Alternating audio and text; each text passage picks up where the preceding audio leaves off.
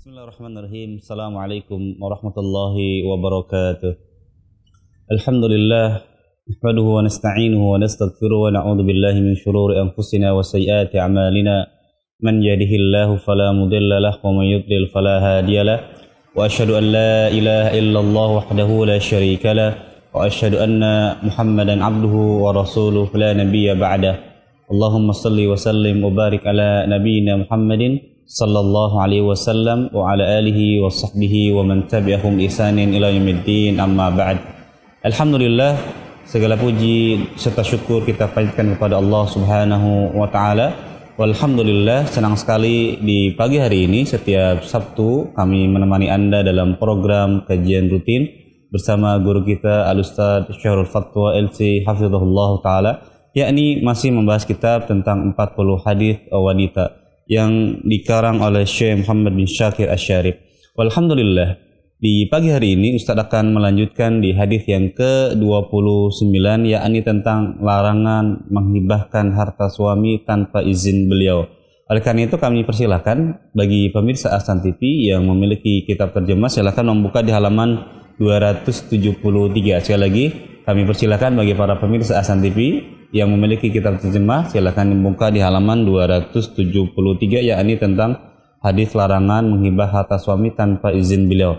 Dan tak lupa juga nanti kami akan berikan kesempatan bagi Anda untuk bisa bergabung dalam segmen soal jawab. Anda bisa bertanya secara langsung di nomor 0813-1829-4352. Atau Anda juga bisa mengirimkan pertanyaan melalui pesan singkat. Silakan bisa mengirimkan pertanyaan di nomor 0813-1445-5557. Kami harapkan pertanyaan-pertanyaan yang disampaikan sesuai dengan pembahasan di pagi hari ini. Baik, sebelum Ustaz memulai pembahasan, kita sapa beliau terlebih dahulu. Assalamualaikum warahmatullahi wabarakatuh, Ustaz. Waalaikumsalam warahmatullahi wabarakatuh. Gimana, Ustaz? Keadaan sehat? Alhamdulillah. Insyaallah. Walaupun di luar mungkin di mana rata saja, hampir kita dapati semua nih rata di Jakarta dan sebagainya. Mudah-mudahan ujiannya memberikan keberkahan. Amin, amin. Kami berikan pesan pada Ustaz untuk memulai pembahasan di pagi hari ini. Falyatafaddal masykuran. Bismillahirrahmanirrahim. Assalamualaikum warahmatullahi wabarakatuh.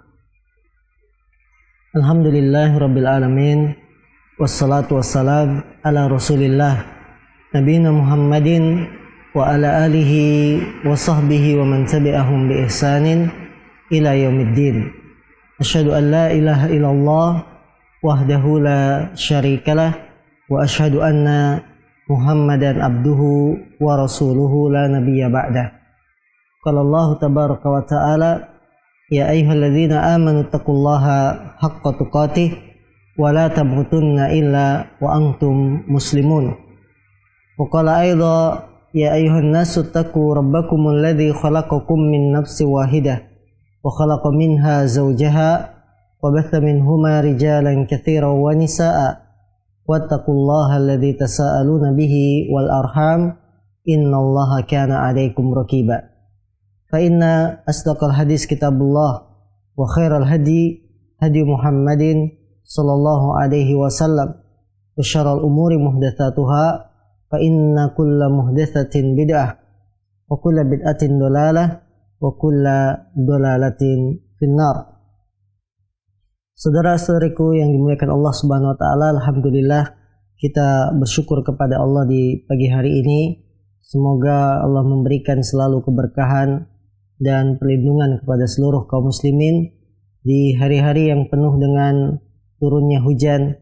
Kita mohon pada Allah kebaikan dari turun hujan ini.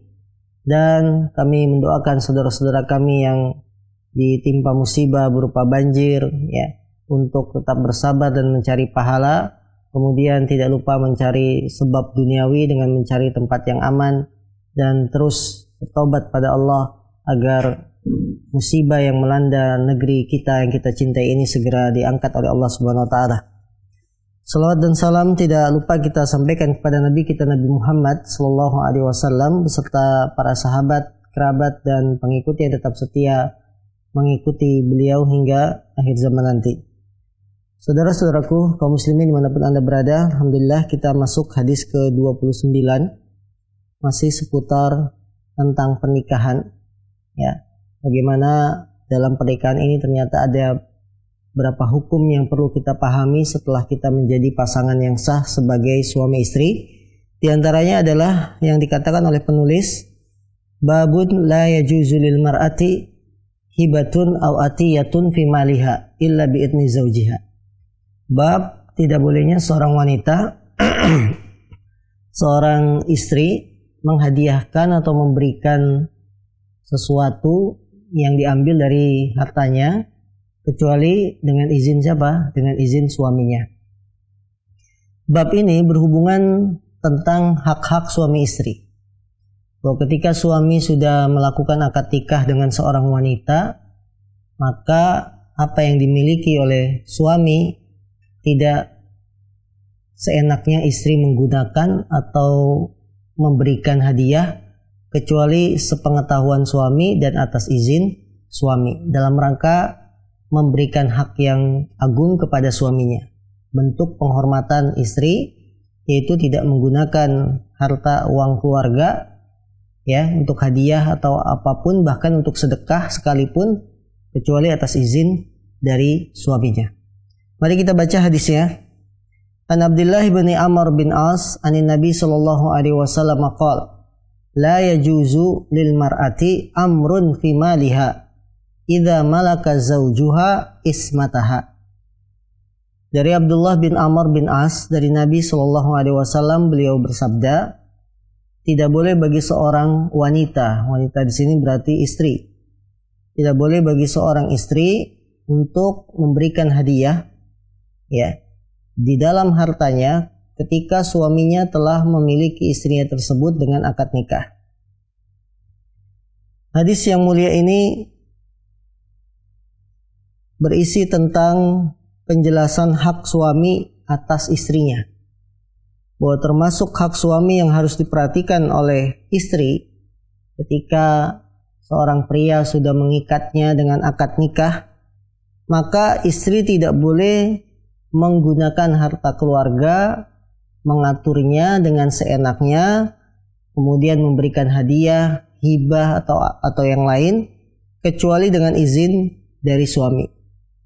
Dan ini termasuk kesempurnaan hak istri yang harus ditunaikan kepada suaminya. Karena apabila hal ini tidak diperhatikan, akan timbul perselisihan dalam keluarga. Tidak kita pungkiri, ketika istri tidak baik, tidak pandai mengelola keuangan keluarga, bisa jadi akan timbul percikan-percikan perselisihan antara suami dan istri.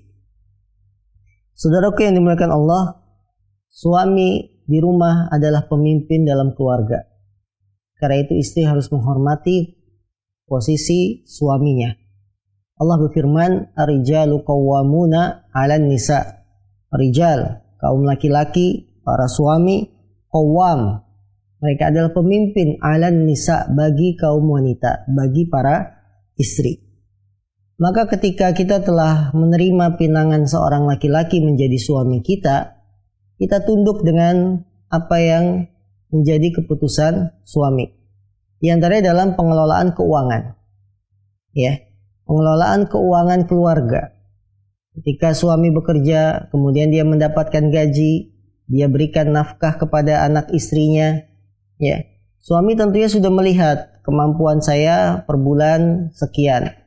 Kemudian saya berikan pada istri untuk makan minum, kebutuhan rumah tangga, baik sekolah, bayar air, listrik, dan seterusnya. Ya, suami tentunya sudah menilai. Nah, kalau ini tidak berjalan baik, istri boros. Ya, borosnya apa? Suka bagi-bagi hadiah kepada keluarganya, pada ponakannya. Padahal suami sudah memperhitungkan bahwa pemasukan saya sebulan dengan perhitungan matang cukup.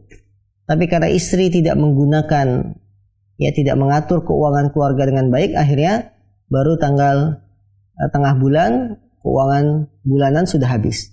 Nah, ini tentunya akan menimbulkan perselisihan.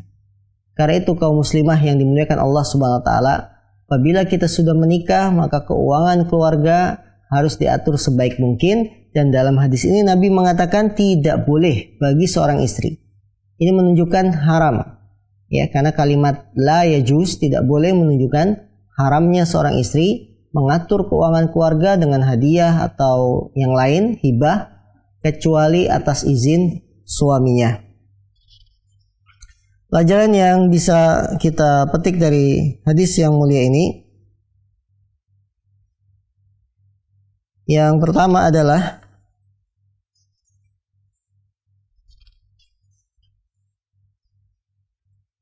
anjuran bagi para istri untuk menjalankan hak-hak suami dan istri dengan baik. Yang kebanyakan para istri mereka lalai, ya, lalai dalam menjalankan hak-hak suami istri. Hak suami harus diperhatikan dengan sebaik mungkin, ya. Hak istri juga harus diperhatikan sebaik mungkin. Laki-laki dan wanita tidak boleh saling melalaikan satu sama lain.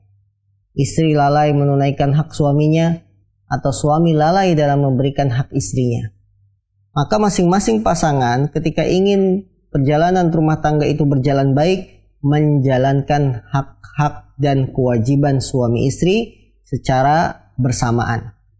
Suami sadar apa kewajiban saya, apa hak istri saya. Istri pun sadar apa hak suami saya. Ya. Bila satu sama lain pasangan ini memahami, ya, maka akan berjalan kehidupan rumah tangga yang baik. Karena masing-masing menjalankan hak dan kewajibannya. Karena itu ukhti muslimah, saudaraku yang dimuliakan Allah SWT,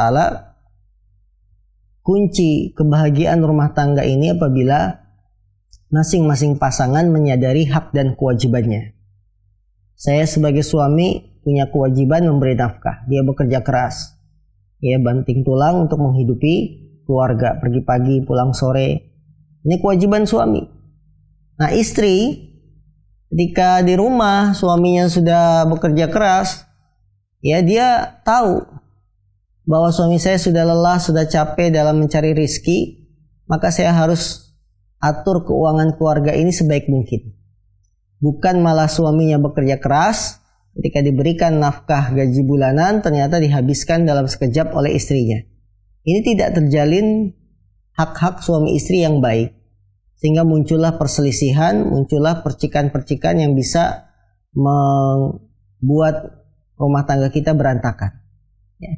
Karena itu wanita muslimah atau kaum laki-laki dimanapun Anda berada, kita harus saling bekerja sama dengan pasangan kita dalam menjalankan hak dan kewajiban suami istri, sehingga masing-masing menyadari kewajiban saya apa, hak saya apa. Demikian juga, ya, suaminya menyadari hak kewajiban saya apa, dan ini akan berjalan dengan baik kalau kita saling memahami satu sama lain.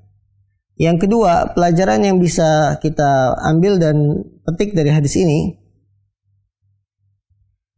bahwa seorang istri, ya, ketika dia memberikan hadiah atau hibah, ya, maka harus dengan izin suaminya. Harus dengan izin suaminya. Karena harta suami adalah milik suami. Harta istri milik istri. Ya, harta istri milik istri. Harta suami milik istrinya. Bukan, harta suami milik suaminya. Sehingga ketika harta itu milik suami, kita tidak boleh memanfaatkan dengan hadiah, dengan hibah tanpa izin dari pemiliknya. Siapa? Suami kita. Walaupun kita sudah menikah. Ya kan ini sudah menikah. Jadi harta istri ya milik istri. Harta suami ya milik istri juga. Nah, tidak. Masing-masing memiliki hak dan kewajiban. Ketika suami sudah memilih Anda sebagai seorang istri, maka dia mempercayakan keuangannya kepada Anda dan harus dikelola dengan baik. Tidak boleh kita sembarangan memberikan hadiah atau memberikan hibah kecuali atas izin suaminya. Bagaimana dengan sedekah? Sampai sekalipun sedekah, ya, dia harus memperhitungkan sedekahnya. Apabila sedekah ini dengan jumlah yang besar bisa mengurangi keuangan keluarga, maka harus tetap dengan izin suaminya. Karena itu kaum muslimin, izin yang diberikan suami kepada istri itu ada dua bentuk. Bentuk pertama izin yang sifatnya secara umum. Ini uang bulanan, ya, buat listrik, air, bayar sekolah, apalagi bayar kontrakan, makan, minum, ya, buat jajan anak-anak. Ada lebih kamu mau jajan juga boleh. Itu izin secara umum namanya. Maka ketika kita bayar air tidak harus izin suami. Ketika kita bayar uang SPP anak tidak harus izin suami karena sudah diberikan izin secara umum, ya. Sampai masalah jajan anak-anak sudah diberikan. Jadi tidak harus pengeluaran kita telepon suami kita, "Mas, ini anak mau jajan," sementara suami sedang di kantor. Tidak, karena sudah diberikan izin secara umum. Yang kedua, izin yang sifatnya secara khusus dari suami, ya. Ini bulanan dan ini ada lebih, ya, simpan, tabung. Kalau ada kebutuhan, kamu ingin sedekah, kamu ingin apa, ya, bila di bawah 1 juta tidak usah izin. Tapi kalau di atas 1 juta misalkan, kamu harus izin. Ini berarti izin yang khusus, ya, izin yang khusus. Misalkan keuangan itu diambil dari usaha bersama suami dan istri, ya. Dan suaminya bilang kalau pengeluaran untuk sedekah dan lain-lain sampai lebih dari nilai sekian kamu harus izin. Berarti ini izinnya khusus. Tidak boleh kita melanggar kesepakatan ini, yaitu dengan meminta izin kepada suami. Karena itu wanita muslimah yang dimuliakan Allah Subhanahu wa taala, bila itu adalah harta suami, maka kita harus tetap izin dengan suami. Bagaimana kalau istri punya penghasilan? Istri misalkan dia jualan, dia punya usaha, atau dia dapat warisan dari orang tuanya, sehingga dia punya tabungan, punya rekening pribadi. Maka bila istri memiliki harta pribadi, simpanan pribadi, bebas dia menggunakan sesuai dengan keinginannya. Karena itu uang harta milik dia, ya. Istri dapat warisan, istrinya mau beli mobil silakan, suaminya nggak punya mobil, silakan saja. Suami tidak boleh melarang, ya, tidak boleh melarang, karena itu adalah milik si istri, ya, milik harta pribadi. Dan suami tidak boleh mengganggu harta milik istrinya, karena itu adalah punya dia. Tidak boleh dibujuk untuk dijual, tidak boleh dibujuk untuk bayar bulanan dan lain-lain, karena ini adalah kewajiban suami dalam memberikan nafkah kepada istri.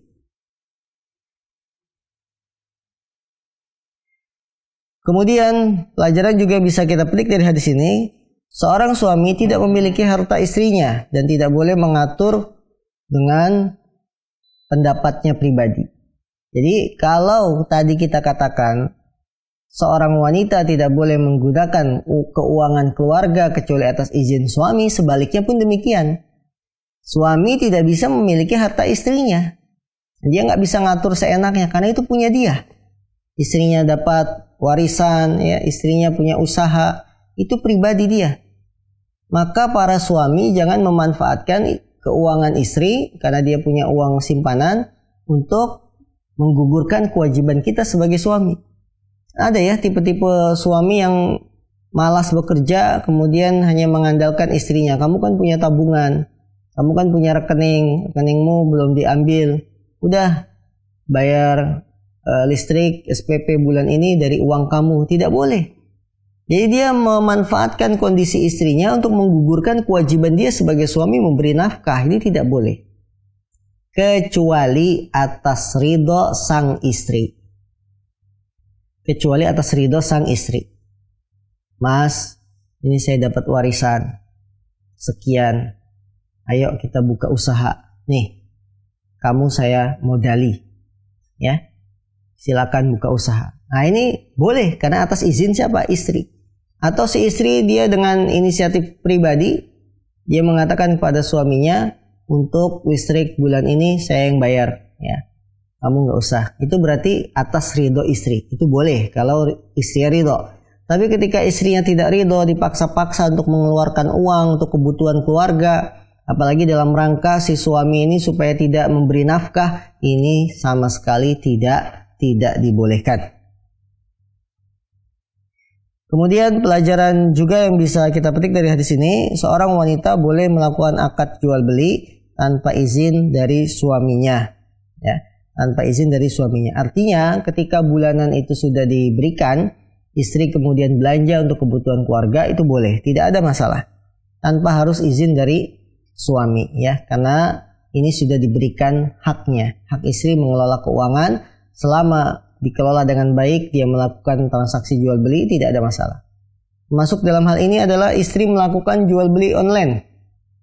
Ya, istrinya di rumah hujan-hujan daripada nganggur, ya, buka HP, lihat marketplace, ada promo-promo, ya. Kemudian istri ingin beli, ya. Kalau barang yang dibeli menggunakan uang keluarga, maka harus izin kepada siapa? Kepada suami. Tapi kalau dengan uang pribadinya, hal ini tidak masalah. Baik, hadis ke-30.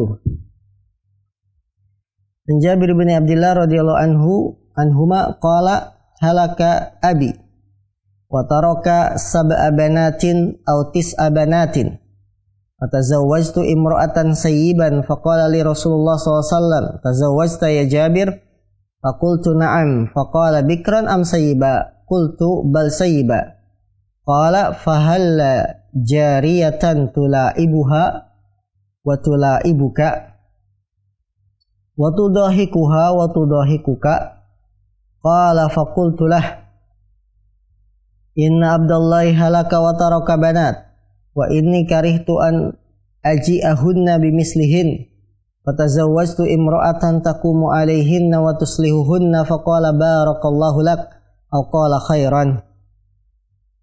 Dari Jabir bin Abdullah, semoga Allah meridai keduanya, dia berkata, bapakku meninggal dunia dan meninggalkan 7 anak perempuan atau 9 anak perempuan. Jadi Jabir punya bapak namanya Abdullah, ya. Nah, bapaknya ini meninggal dunia dalam jihad, meninggalkan anak perempuannya 7 orang atau 9 orang. Kemudian aku menikah dengan seorang janda, seorang wanita yang berstatus apa? Janda. Rasulullah berkata kepadaku, kamu sudah menikah wahai Jabir? Aku menjawab, iya. Naam, sudah. Faqala bikran am sayyiba. Kemudian Nabi bertanya kembali, gadis atau janda? Ya. Jadi ditanya oleh Rasul, kamu sudah menikah? Sudah. Yang kamu nikah itu gadis atau janda? Kemudian Jabir menjawab, janda wahai Rasulullah. Kemudian Nabi SAW kembali bertanya dan memberikan jawaban kepada Jabir, tidakkah engkau menikahi seorang gadis yang engkau bisa bermain-main dengannya, dan dia pun gadis ini, ya, bisa bermain-main denganmu. Kemudian dia bisa membuat kamu tertawa, kamu pun bisa membuat dia tertawa. Aku menjawab kepada Rasulullah SAW, wahai Rasulullah, sungguhnya Abdullah, yaitu bapaknya, meninggal dunia dan meninggalkan 9 anak perempuan atau 7 anak perempuan. Aku tidak ingin menikah mendatangkan yang seumuran mereka. Jadi kalau aku menikahi gadis, aku akan mendatangkan seumuran mereka. Karena itulah aku menikah dengan seorang wanita yang bisa mengurusi mereka, memperbaiki mereka. Kemudian akhirnya Rasul mengatakan, barakallahu lak, semoga Allah memberkahi pernikahanmu. Atau Nabi berkata, khairan, baik kalau begitu. Hadis ke-30 ini tentang bab khidmatul mar'ah li zawjiha wa man ya'ul. Bab pelayanan seorang istri kepada suaminya dan orang-orang yang berada di bawah tanggungannya. Hadis ini bercerita tentang seorang sahabat yang bernama Jabir bin Abdullah. Beliau ini punya saudari-saudari kandung yang jumlahnya sampai 9 orang, ya, semuanya wanita. Suatu ketika bapaknya meninggal dunia. Meninggal dunia, ya. Kemudian karena meninggal, maka Jabir bin Abdullah harus mengurusi saudari-saudari kandungnya yang berjumlah 9 orang. Yang mereka rata-rata umurnya ya remaja, gadis, ya. Nah, Jabir karena mengurusi saudari kandung 9 orang, tentu dia harus ada yang bisa memantau, mengurusi saudari-saudari kandungnya. Maka menikahlah Jabir dengan seorang wanita dan yang dipilih itu seorang janda, bukan gadis. Ketika ditanya, wahai Jabir, kenapa kamu nggak nikah sama gadis saja? Jabir bin Abdillah memberikan alasan, saya itu punya saudari-saudari kandung, ya 9 orang. Kalau saya nikah dengan gadis, itu sama saja saya menikah dengan orang yang sepantaran dengan adik-adik saya. Jadinya bukan ngurusin, malah sama-sama main, ya. Tapi saya menikah dengan janda dengan harapan dia bisa mengurusi adik-adik perempuan saya, bisa mengatur mereka, memperbaiki urusan mereka karena lebih tua. Dengan demikian itulah alasan yang diungkapkan oleh Jabir, maka Rasulullah pun menerima dengan mengatakan barakallahu lak. Semoga Allah berkahimu khairan, baik kalau begitu. Pelajaran yang bisa kita petik dari hadis ini, yang pertama keutamaan sahabat Jabir bin Abdillah yang dia mengurusi urusan saudari-saudarinya, ya, bahkan mengorbankan untuk tidak milih gadis dengan menikahi janda. Begitulah antara saudara dan saudari kandung. Mereka diikat dengan ikatan nasab, maka saling membantu, saling menolong. Jika orang tua meninggal, Jabir bin Abdillah memposisikan dirinya seperti ayahnya. Ya, tenang bahwa kamu, saudari-saudariku tetap akan aku urus. Di antaranya aku akan menikah dengan seorang janda, yang janda ini akan membantu, ya, untuk mendidik, membesarkan, mengurusi adik-adiknya Jabir bin Abdillah. Maka kaum muslimin dimuliakan Allah SWT, kalau kita posisi kita sebagai anak laki-laki, ya, kemudian orang tua kita sudah meninggal dunia, maka anak laki-laki lah yang mengurusi urusan setelah orang tua kita meninggal. Orang tua kita meninggal, bagaimana selanjutnya? Misalkan orang tua punya usaha ini harus diapakan? Laki-laki yang berperan. Ya, terlebih lagi dia masih punya adik-adik kecil yang masih sekolah yang harus diurus. Maka laki-laki yang berperan di sini. Ya, tidak menyerahkan urusannya atau dibiarkan saudara-saudara kandungnya terlantar begitu saja. Terlebih lagi kalau orang tua kita hanya meninggalkan anak-anak perempuan. Nah, mereka belum bisa mandiri, maka anak laki-laki ini harus memposisikan dirinya sebagai kepala keluarga. Itu yang dicontohkan oleh sahabat Jabir bin Abdillah. Jadi kalau orang tua sudah meninggal, harusnya kondisi itu lebih baik. Saling tolong menolong, saling pengertian. Oh iya, bapak saya sudah nggak ada. Saya posisikan saya sebagai orang tua bagi saudari-saudari kandung saya. Begitu. Bukan malah saling berantem ketika orang tua meninggal. Antara saudara kandung berantem. Apalagi rebutan warisan. Tidak. Urusi adik-adik kita. Urusi, ya, saudari-saudari kandung kita. Kalau memang mereka masih membutuhkan bimbingan, belum bisa mandiri. Dari hadis ini kita ketahui bagaimana keutamaan sahabat Jabir bin Abdillah. Saya punya adik perempuan 9 orang, 7 orang.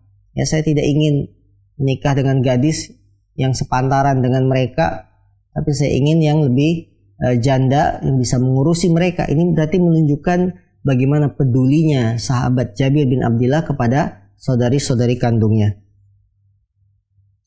Pelajaran juga dari hadis ini, anjuran untuk menikahi gadis. Karena Nabi sampai mengatakan kepada Jabir, kenapa nggak nikah dengan gadis? Gadis itu rahasianya bisa kamu bermain-main dengan dia, dan dia pun bermain-main dengan kamu. Gadis itu rahasianya kamu bisa membuat dia tertawa, dan dia pun bisa membuat kamu tertawa. Ya, maka kalau menikah, pilihlah gadis. Ya, para bujang yang masih belum memiliki pendamping, pilih gadis. Karena gadis itu punya rahasia-rahasia yang tidak bisa diketahui. Yang punya kelebihan-kelebihan. Ketika kita menikah, maka pilihlah gadis. Kecuali ada alasan yang lain. Sebagaimana alasan sahabat Jabir. Dia memilih janda supaya janda ini kan biasanya lebih tua, ya. Bisa mengurusi adik-adiknya. Bisa mengatur adik-adiknya karena dengan pengalamannya, ya, janda itu lebih pengalaman. Dia bisa ngatur adik-adiknya, maka ini baru alasan yang tepat. Tapi kalau tidak, maka menikahlah dengan gadis. Pelajaran juga yang bisa kita petik dari hadis ini, bolehnya mengambil satu hal yang kurang utama, ya, berpaling dari hal yang utama kepada sesuatu yang kurang utama demi kebaikan. Jabir meninggalkan menikah dengan gadis, padahal yang menikah dengan gadis itu utama. Menuju satu yang kurang utama, menikah dengan janda. Karena ada kebaikan yang diharapkan dari situ. Boleh. Ya, kita tinggalkan sesuatu yang kurang utama, menuju sesuatu yang kurang utama karena satu alasan yang dibenarkan, maka tidak ada masalah. Pelajaran juga yang bisa kita petik dari hadis ini, bolehnya bermain-main dan bersenda gurau dengan pasangan antara suami istri.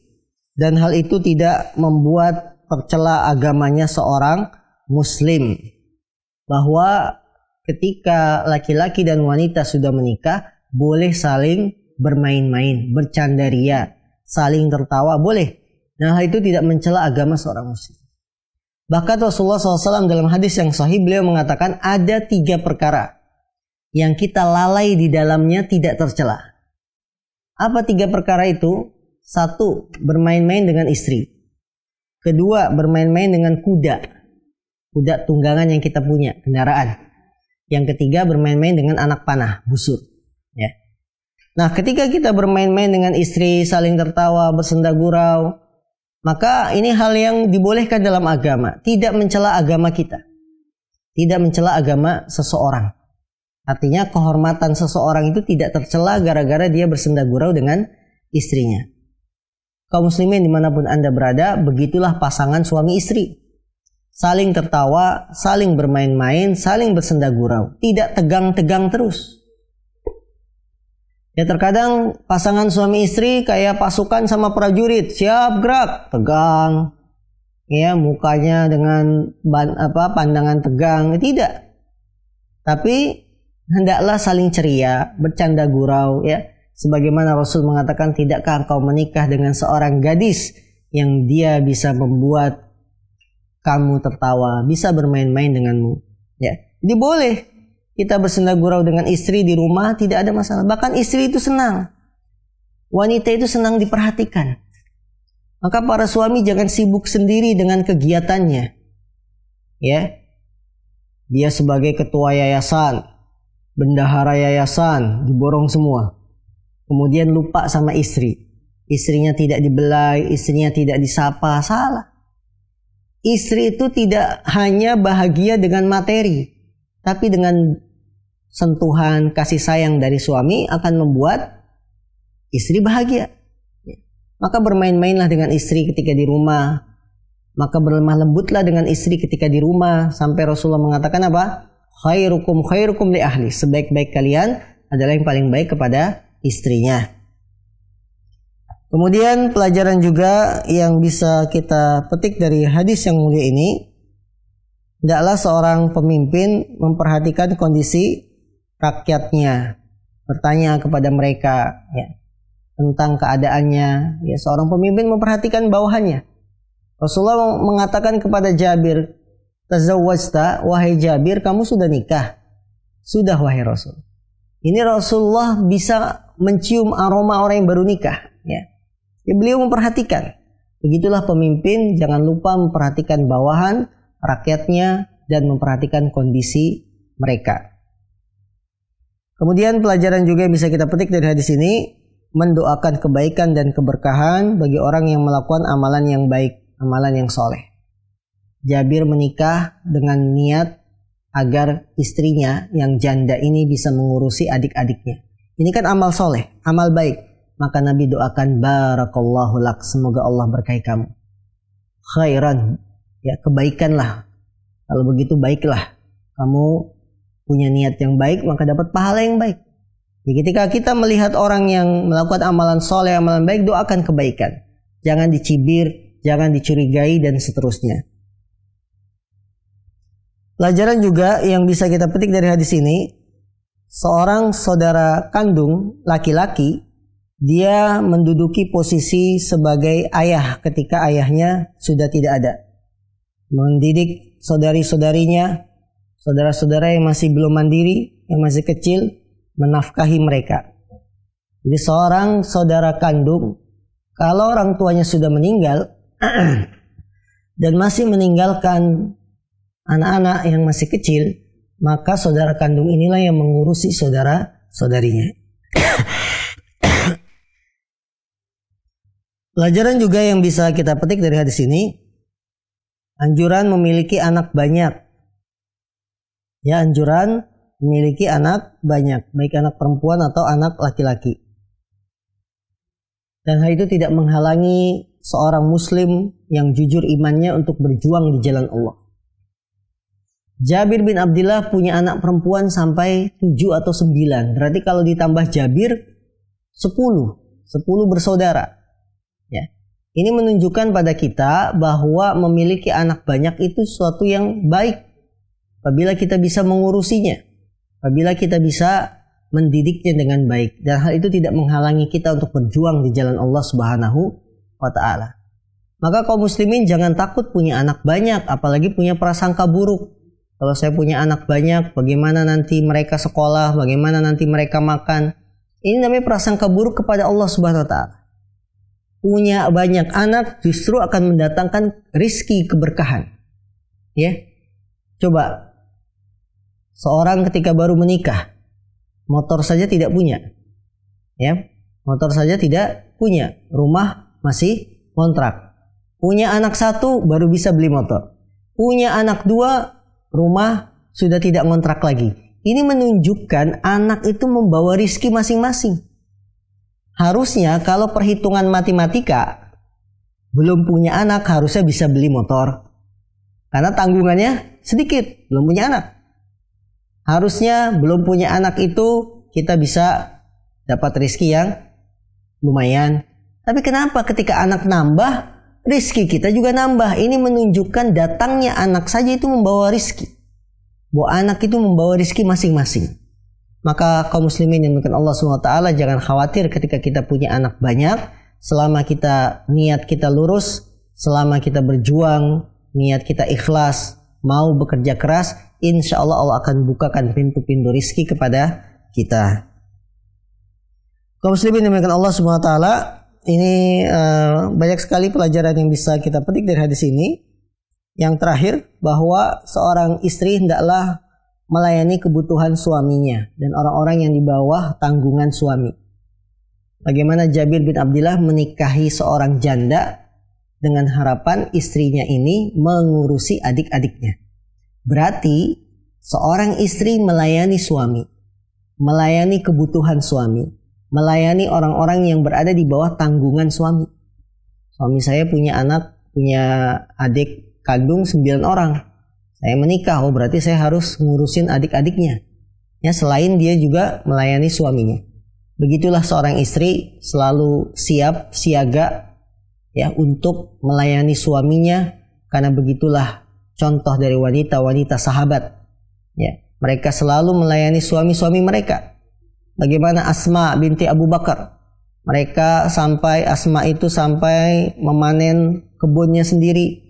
Dipanggul hasil panennya, dibawa pulang, digiling. Ini berarti demi apa? Mengabdi, melayani suaminya. Maka seorang istri itu tidak tercela ketika dia melayani kebutuhan suami. Bahkan hal itulah yang dianjurkan dalam Islam. Seorang istri melayani kebutuhan suaminya dengan baik sehingga tercipta keluarga yang sakinah, mawaddah, dan rahmah. Wallahu ta'ala alam. Ini yang bisa kita kaji di kesempatan pagi hari ini. Semoga bermanfaat. Baik, jazakallahu khairan atas penjelasan apa yang disampaikan oleh Ustaz di hadis yang ke-29 dan di hadis yang ke-30. Tibalah saatnya kami berikan kesempatan bagi Anda untuk bisa bergabung dalam segmen soal jawab. Silakan kami berikan kesempatan Anda untuk bisa bertanya melalui layanan telepon di nomor 0813 18294352. Adapun bagi Anda yang bertanya melalui layanan pesan singkat, silakan bisa mengirimkan pertanyaan di nomor 0813 14455557. Insyaallah kita akan berikan kesempatan setelah jeda berikut ini, insyaallah. Baik para pemirsa Sen TV dimanapun Anda berada, kita masuk dalam segmen soal jawab. Kami akan berikan kesempatan bagi Anda yang ingin bergabung dalam segmen soal jawab. Silakan bagi yang ingin bertanya secara langsung bisa menghubungi kami di nomor 0813 18294352. Adapun bagi yang bertanya melalui layanan pesan singkat, silakan bisa mengirimkan pertanyaan di nomor 0813 14455557. Baik, sambil kita menunggu telepon yang masuk, Sudah ada beberapa pertanyaan yang masuk. Yang pertama dari hamba Allah. Assalamualaikum warahmatullahi wabarakatuh. Ustaz, dosakah bila seorang istri secara diam-diam membantu keluarganya dengan menggunakan uang hasil kerjanya sendiri karena suami kurang memperhatikan orang tua si istri? Mohon nasihat dari Ustaz. Jazakumullahu khairan. Baik, dari saudariku beliau bertanya, dosakah seorang istri ketika membantu keluarganya tapi dengan uang pribadi, uang hasil kerjanya sendiri, karena suami tidak perhatian dengan keluarga istri, orang tua istri, dan seterusnya? Jawabannya, dia tidak dosa, karena uang istri adalah milik istri. Dia bebas untuk menggunakan uang tersebut sesuai keinginannya. Ya, jadi uang istri itu milik istri. Maka ketika si istri bekerja, punya penghasilan, kemudian dia membantu keluarganya, baik orang tua atau saudari-saudarinya, tidak mengapa, ya, tidak berdosa. Kecuali ketika istri ini membantu keluarganya diam-diam dengan menggunakan uang keluarga, yaitu uang suami yang dia berikan, sehingga akan mempengaruhi bulanan keuangan keluarga ini. Nah, ini baru yang tidak boleh, harus izin dengan suami. Namun ketika si istri membantu keluarganya dengan uang pribadi, uang yang dia dapat dari hasil jualan, bekerja, maka hal itu dibolehkan, tidak ada masalah, dan dia tidak berdosa ketika tidak minta izin pada suaminya. Nah, baik, jazakallahu khairan atas jawaban dari hamba Allah tadi. Kita berikan kesempatan berikutnya, penanya dari Abdullah di Bekasi. Ustadz, siapakah yang berkewajiban menafkahi mertua? Saya seorang suami melihat mertua selalu meminta jatah uang bulanan kepada istri saya, padahal mertua saya juga memiliki anak laki-laki yang lain, Ustaz. Mohon nasihat dari Ustaz. Jazakumullah khairan. Baik, siapakah yang wajib menafkahi mertua? Ya, yang mertua ini adalah bapak dari istri kita atau ibu dari istri kita. Orang tua ketika dia memiliki anak dan dia dalam kondisi ekonomi yang pas-pasan atau tidak mampu, maka yang wajib menafkahi orang tua tersebut adalah anak-anaknya, anak laki-laki terutama. Jadi ketika orang tua ini punya anak laki-laki perempuan, dan kemudian karena usia ya sehingga orang tua tidak kerja lagi, tidak punya penghasilan, dan dia punya anak laki-laki, maka anak laki-lakinya ini yang wajib menafkahi orang tuanya. Ya, wajib menafkahi orang tuanya. Bagaimana posisi anak perempuan? Anak perempuan boleh membantu orang tuanya yang kesulitan dalam ekonomi, tapi sifatnya hanya boleh, bukan kewajiban. Sehingga ketika si anak perempuan ini menikah punya suami, bukan kewajiban suami untuk membantu bapak atau ibu mertuanya, tapi dianjurkan saja. Dianjurkan membantu. Yang berkewajiban untuk menafkahi orang tua yang tidak mampu adalah anaknya, anak laki-laki. Ya, bukan menantu, ya, bukan menantunya. Menantu itu hanya berbuat baik saja. Kalau ada berikan, kalau tidak ada ya mau apa lagi? Bilang sama mertua, saya sedang tidak ada, saya sedang kesulitan, seperti itu. Jadi pada asalnya orang tua yang mengalami kesulitan ekonomi, anaknya lah yang menafkahi, bukan menantunya. Nah, jawaban dari Abdullah tadi di Bekasi. Kami berikan kesempatan bagi Anda para pemirsa Hasan TV yang ingin bergabung bertanya langsung, silahkan bisa menghubungi kami di nomor 0813 18294352. Baik, kita bacakan berikutnya. Ustadz, mengapa ada perempuan yang mampu mengelola keuangan dengan baik dan ada juga yang tidak? Bagaimana cara untuk menghadapi istri yang kurang baik dalam mengelola keuangan, Ustadz? Apakah jika tidak memberikan seluruh nafkah kepadanya dianggap sebagai suami yang kikir, Ustadz? Mohon nasihat dari Ustadz. Baik, ada wanita yang punya kemampuan mengelola keuangan keluarga dengan baik, ada yang wanita, istri tidak mampu mengelola keuangan keluarga dengan baik. Ya, semuanya kembali pada masing-masing. Ada seorang istri yang memang dia mau mengurusi keluarga, keuangan itu benar-benar diperhatikan, pos-posnya tiap bulan itu sudah dijatah, pos untuk listrik, pos untuk air, SPP, makan minum, dan seterusnya diatur. Ya, ada juga yang tidak perhatian terhadap hal ini, sehingga tiap bulan beli baju baru padahal SPP belum bayar, ya. Tiap bulan memperhatikan majalah-majalah fashion atau grup-grup dagang yang tiap hari terdapat iklan-iklan fashion, apalagi ada tulisan promo. Para wanita, para istri itu kan gampang tergoda dengan godaan-godaan promo, diskon, ya diskon besar-besaran, 12 selesai, 1 dia terus diikuti diskonnya, sehingga membuat keuangan keluarga jadi collab, jadi tidak baik karena sikap istri yang tidak bisa mengatur dengan baik. Nah, apakah sikap suami sudah tepat kalau tidak memberikan nafkah seluruhnya? Suami ketika melihat istrinya tidak pandai mengelola keuangan bukan menahan nafkah. Karena menahan nafkah itu berarti kita tidak memberikan kewajiban kita kepada istri untuk menafkahi anak dan istri. Tapi suami yang bisa lakukan adalah mengatur nafkah, bukan menahan nafkah. Jadi salah kalau kita lihat istri kita itu tidak pandai mengelola keuangan keluarga, kemudian kita tidak kasih nafkah, itu salah. Berarti kita yang dosa, karena kita tidak menunaikan kewajiban kita sebagai suami. Jadi yang benar bagaimana ketika melihat istri tidak mampu mengelola keuangan keluarga dengan baik, kita atur pengelolaan uang keluarganya. Jadi bukan menahan nafkah, tapi kita atur pemberian nafkahnya. Contohnya, untuk hal-hal yang vital, yang tiap bulan memang rutin. Apa yang rutin tiap bulan pengeluaran? Listrik. Apalagi kalau airnya dengan pump, air, SPP.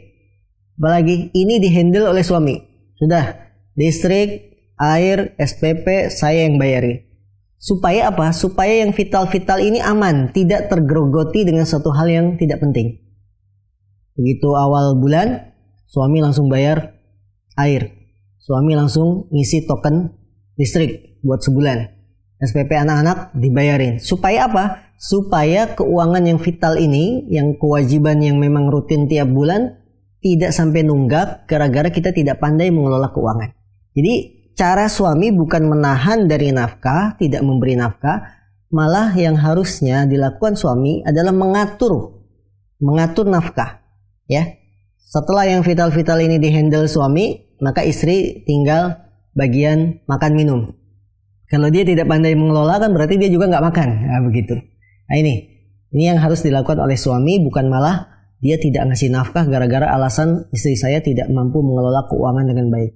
Nah, baik, jazakallahu khairan atas jawaban dari Ustadz. Kita berikan kesempatan berikutnya bagi pemirsa yang bertanya secara langsung di nomor 0813 18294352. Ustadz, ada pertanyaan dari Ana, Ustadz. Bagi suami istri yang memiliki usaha bersama, Ustadz, kemudian kan ada pemasukannya otomatis bersama juga. Perlukah ada izin juga untuk meminta karena keuangan bersama, Ustaz? Bagaimana Ustaz penerapannya, Ustaz? Baik, ya memang satu hal yang perlu kita perhatikan ketika suami istri bersama buka toko.